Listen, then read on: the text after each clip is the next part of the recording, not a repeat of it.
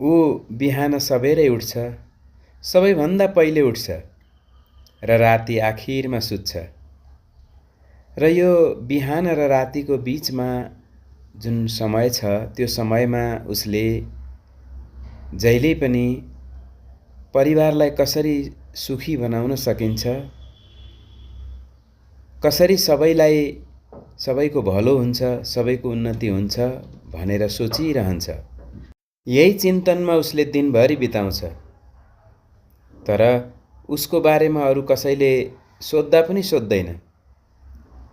उसको दुःख के छ, कसो छ खासै कसैले बुझेको पनि हुँदैन। अनि उसले अरूलाई भन्दा पनि भन्दैन। ऊ चुपचाप रहन्छ।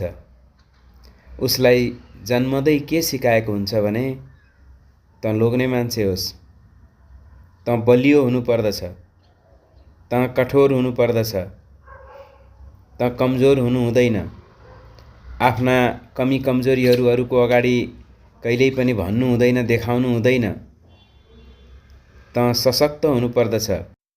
त्यसैले ऊ जहिल्यै पनि मुस्कुराहटको लुगा लगाएर हिँड्छ। वास्तवमा ऊ भित्रबाट बलियो चाहिँ हुँदैन, तर ऊ बलियो भएको देखाउँछ। यसरी उसको जीवन चलिरहेको हुन्छ। एक दिन दुई दिन गर्दै वर्षौं लामो समयसम्म चलिरहेको हुन्छ। अनि जब ऊ एक दिन थाकेर सुत्छ नि, उठ्दैन अनि सबैले भन्छन्, हिजोसम्म त ठिकै थियो,